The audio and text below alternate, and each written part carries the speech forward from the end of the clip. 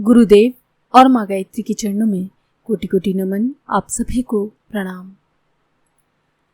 जीवन को असल अर्थ देने वाली अंतरयात्रा विज्ञान के प्रयोग सूक्ष्म है।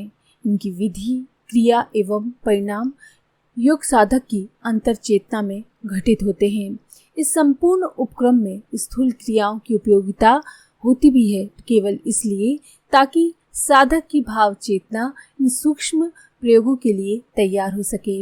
एक विशेष तरह की आंतरिक संरचना में ही अंतरयात्रा के प्रयोग संभव होते हैं।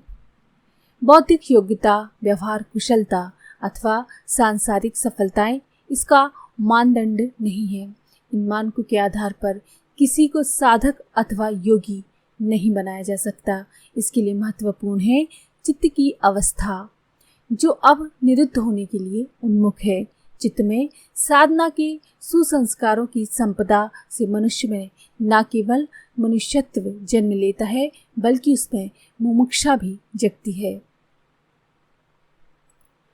पवित्रता के प्रति उत्कट लगन ही व्यक्ति को अंतरयात्रा के लिए प्रेरित करती है और इस अंतरयात्रा के लिए गतिशील व्यक्ति धीरे धीरे स्वयं ही पात्रता के उच्च स्तरीय सोपानों पर चढ़ता जाता है। उसे अपने प्रयोगों में सफलता मिलती है। अंतस में निर्मलता, पवित्रता का एक विशेष स्तर है। तभी प्रत्याहार की भावदशा पनपती है। इसके प्रगाढ़ होने पर ही धारणा परिपक्व होती है, ध्यान परिपक्व होता है और तब आरंभ होता है ध्यान का प्रयोगात्मक सिलसिला। मानसिक एकाग्रता, चित्त के संस्कारों का परिष्कार, अंतस की ग्रंथियों से मुक्ति के एक के बाद एक स्तरों को भेदते हुए अंतिम ग्रंथि भेदन की प्रक्रिया पूरी होती है। इसी बीच योग साधक की अंतर चेतना में ध्यान की कई चरणों व स्तरों का विकास होता है। सबीज समाधि की कई अवस्थाएं फलित होती हैं।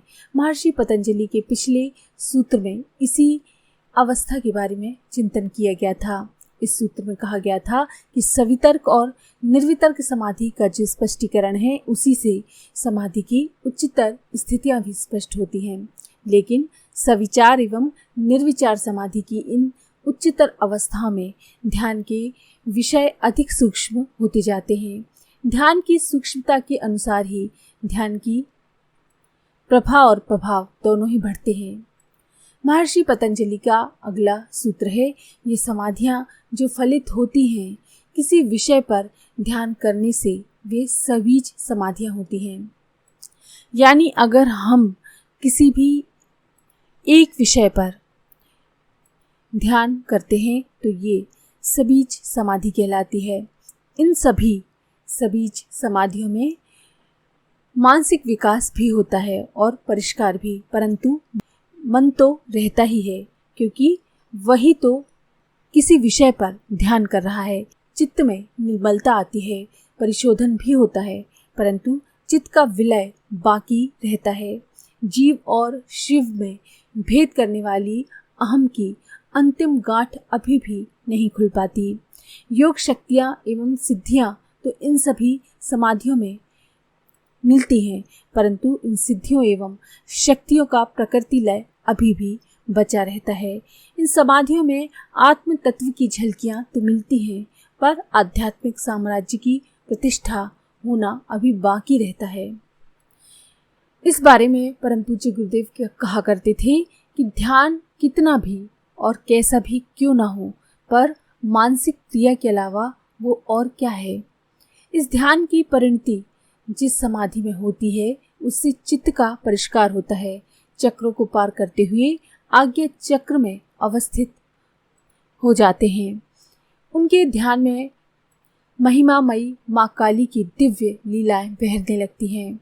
भाव विहल श्री रामकृष्ण देव की समाधि प्रगाढ़ हो गई, परंतु साकार से निराकार, सबीज से निर्बीज तक पहुंचना अभी बाकी था।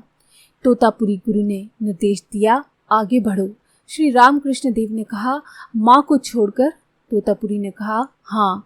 ज्ञान की तलवार लेकर काली के शतखंड करो और अखंड निराकार के धाम में प्रवेश करो। अनेकों प्रयास के बावजूद श्री रामकृष्ण ये ना कर सके। उनका निर्मल चित्त भी ध्यान की उच्च स्तरीय सूक्ष्मता से मुक्ति ना पा सका। मनोलय ना सच सका। मन के आंगन में, चित्त के अंतः प्रकोष्ठ में चित्त शक्ति की लीलाएं चलती रहीं। उसके बाद तोतापुरी गुरु ने अपने हाथों में एक नुकीले पत्थर का टुकड़ा लिया और उससे भूमध्य में आज्ञा चक्र को तीव्रता पूर्वक दबाया और साथ ही उन्हें निर्देश दिया, पार करो अंतिम बाधा, उठाओ ज्ञान की तलवार और भेदन करो चित्त शक्ति का, खोलो ब्रह्म की अनंतता के द्वार। इस बार का निर्देश श्री रामकृष्ण के अस्तित्व में व्याप गया और फिर पल भर में सब कुछ घटित हो गया। वे परमहंस हो गए, शुद्ध बुद्ध नित्य निरंजन। महामाया ने अपनी माया समेटकर उन्हें निर्बीजता में प्रवेश दे दिया। वो साकार से निराकार में सभी से निर्बीज तक पहुंच गए। उनका मन लय हो गया, मनोलय हो गया। आज के लिए इतना ही।